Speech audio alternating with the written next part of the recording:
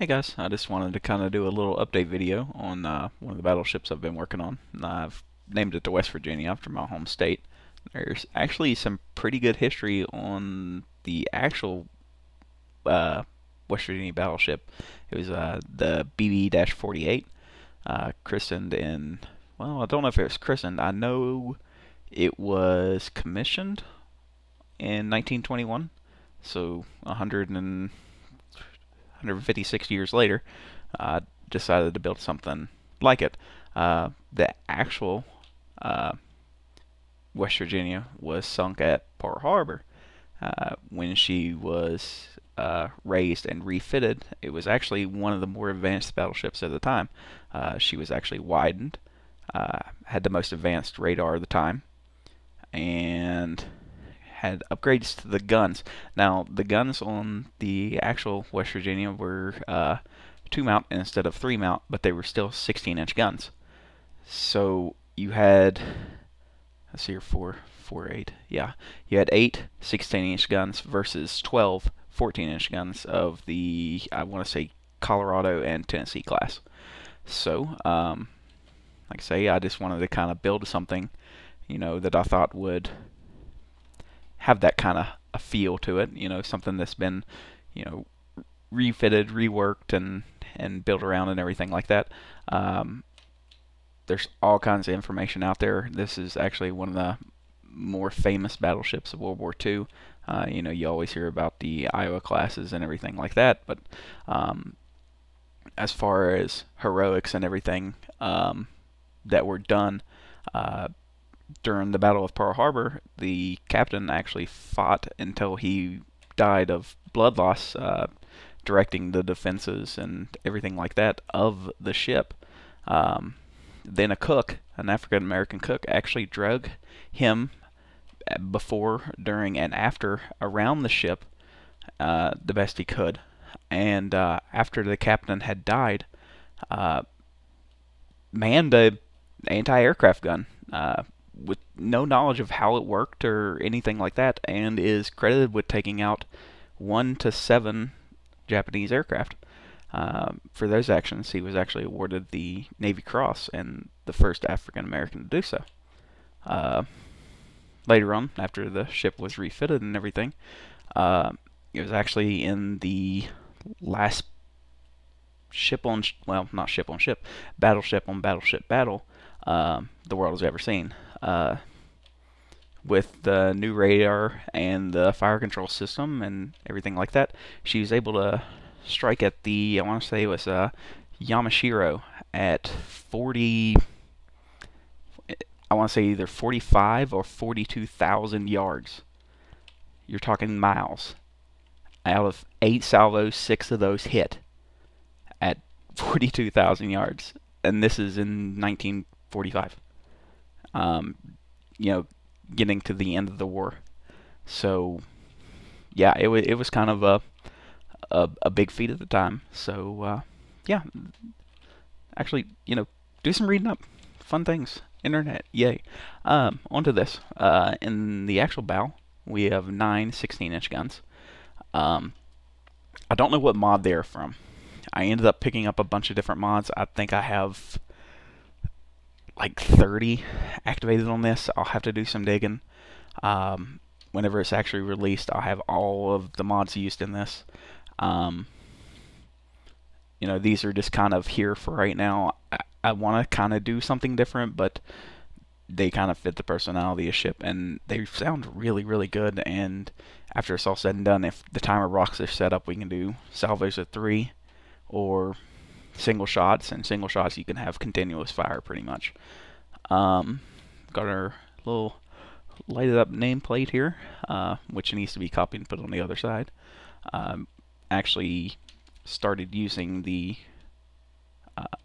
what are they called? The thruster blocks that are flush. They started looking a lot better. We use an Mexiplex, yeah, Mexpex. The 16-inch guns. I like them. They're kind of tiered and everything like that. And we'll just go ahead and kind of go inside. We're using the the really big Titan thrusters and 10 of the large hydrogen. The ship is hopefully going to be full survival. Everything except for these guns and the bottom guns are already plumbed. We've actually got enough guns on this ship to fire at every single angle ever, and we actually have 12 more guns down here, 6 on either side, fully plumbed up, everything ready to go. So we're going to go ahead and hop up in here. Now, again, this isn't finished or anything like that. We need to finish off the, I guess, landing control area. So we're using all of Colt's mods here. And, you know, I'm kind of wanting to build a glass thing, but we have the catwalk back, and you need the girders to hold them to the wall. So I've got to find a way to make that work. And the actual aircraft bay has twin doors. One's more of a skirting than it is the actual door. It only goes down about halfway, but I found that when I have another ship firing at it, most of the shells hit towards the top. So it is it's actually a pretty good defense. So we'll move on to the front. Again, everything, well, that's missing for some reason. That's wonderful. Everything should have conveyors and everything like that. We have pistons and another set of doors on either side, which will have gun mounts that will extend. They're going to be not really anti-air or anti-space. I don't know what you would call that. Anti-small, tiny, fast ships, but more punching weapons for medium-sized ships, maybe a cruiser, I think would be the correct thing. So they'll go out there, and I haven't had anything explode yet there, so that's pretty good. Our oxygen tanks and the generators and everything. So we'll just kind of run up on here. Round and round, round and round we go. Now, even though I have lights halfway through the ship, I don't have them everywhere. So, you know, the game's starting to chug a little bit. I'm down to, I think, 60 something FPS right now, and that's after I removed a bunch of things. Oh, I forgot. I have this. Can I use it? Yep. And you still jump. God, I love it. You hop down elevators, ain't that wonderful? So again, more Colt's screens and everything like that. And this is the front where the 9/16" guns are. It's so open because I thought I was going to build some kind of large railgun, so everything's here for it, but I can't get a good design to work, something that's automatic reloading and everything like that. Still kind of trying to work out those kinks, and programming is not my strong suit. So underneath of here we actually have the main magazine, and I wanted to have it away from the rest of the ship because if something were to happen, and I know that damage isn't done like that in Space Engineers, but if it was a real ship, if something were to hit your main magazine, well, you're pretty much dead in the water. So, you know, we're still working on this and try to get some sorters on it to keep all the large caliber ammo for all the Mexpex guns, the big 16s, and there'll be some more later on. All the small ammo is stored in behind here, along with all the batteries and everything like that for the ship. So this is actually sealed off from that area as well, and it's all pressurized. Everything should hold air, even though we don't have it on, you know, right now or anything like that. I do know it all seals. Go ahead and head down over this way, and we've got, you know, upper catwalks if we've got a lot of traffic in. Down here we don't want, you know, people running across, so you can go up and around the main doors. You'll come through this airlock into, I guess it's going to be some kind of lounge thing. Tried to work on it a little bit today, get all the lighting done and everything like that. So we're going back here into the main engine room. It runs on 4 large reactors, and it seems to actually power pretty well. I've gotten one overload condition, but I had, I think, like 3 or 4 axes going all at one time. It was trying to go forward and up and do a twist, and I had some kind of rabbit pop up the screen telling me to do a barrel. So, oh, didn't mean to jump down that far. Need to go up here.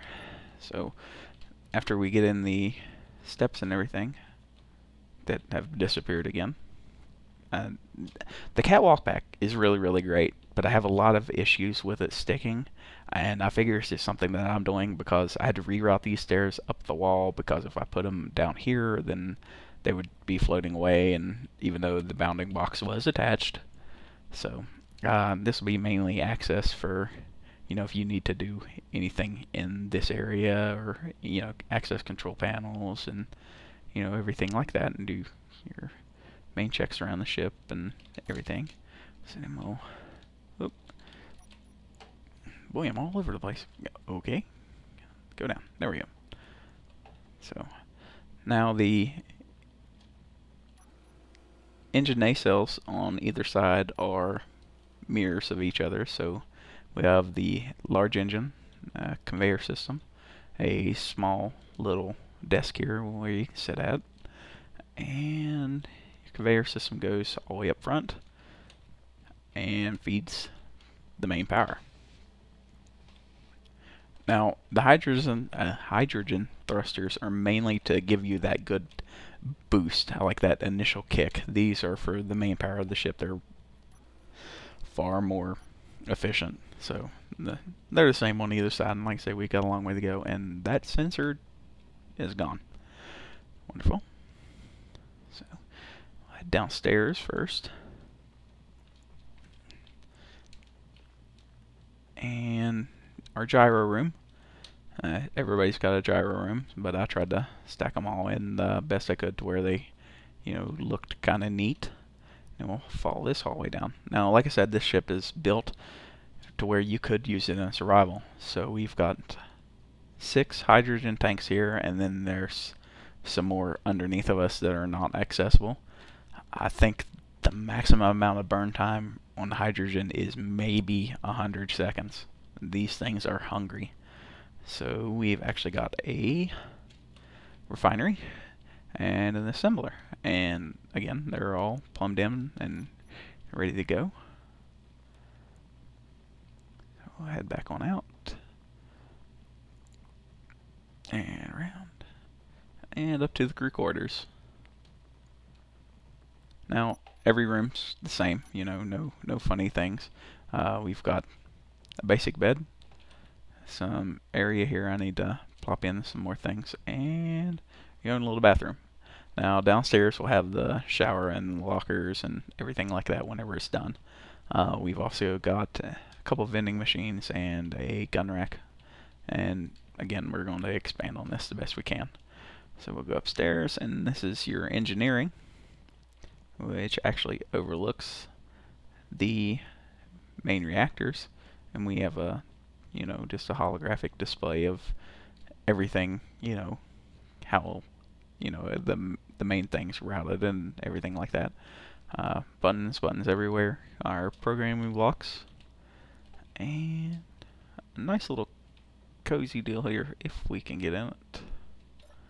Yep. And you can look around and, you know, do all that fun stuff. And sometimes you get stuck. Hey, I didn't get stuck today. So now we'll go up to the bridge, or where it would be if I had one.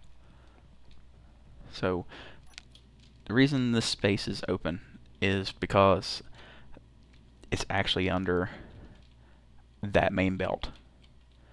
So well, I actually have to replace this and this, but I left it all light right now because I have to run conveyors, and these will be moved around and everything like that.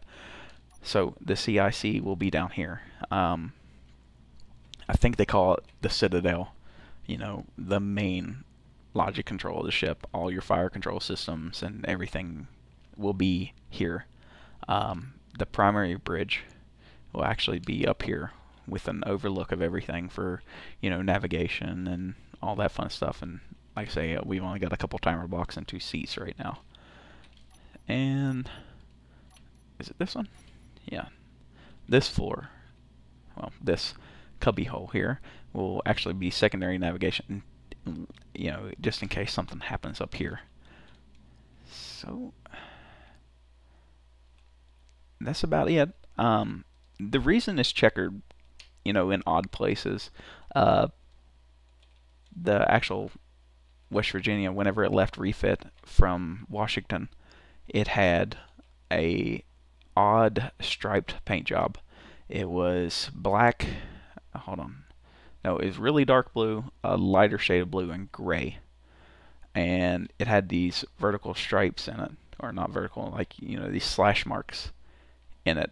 And it was really neat looking, but the heavy armor, you know, if you want to make it, if you want to use something with heavy armor, you're pretty much stuck with this camo deal, and I don't necessarily like the camo, so I kind of went, you know, hard points. You know, if we were getting attacked on the broadside, yes, the bridge is vulnerable, but your hardest points are going to be here, because everything that can deal back damage to them is here, not up here. That's just going to, you know, fly the ship around and everything like that. Yeah, people could die and all that fun stuff.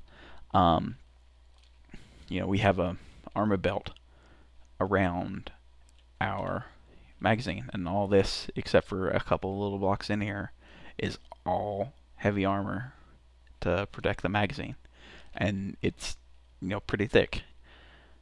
The weakest point would actually be here, but as I've explained before, I was planning on cutting the ship in half for yay movie purposes.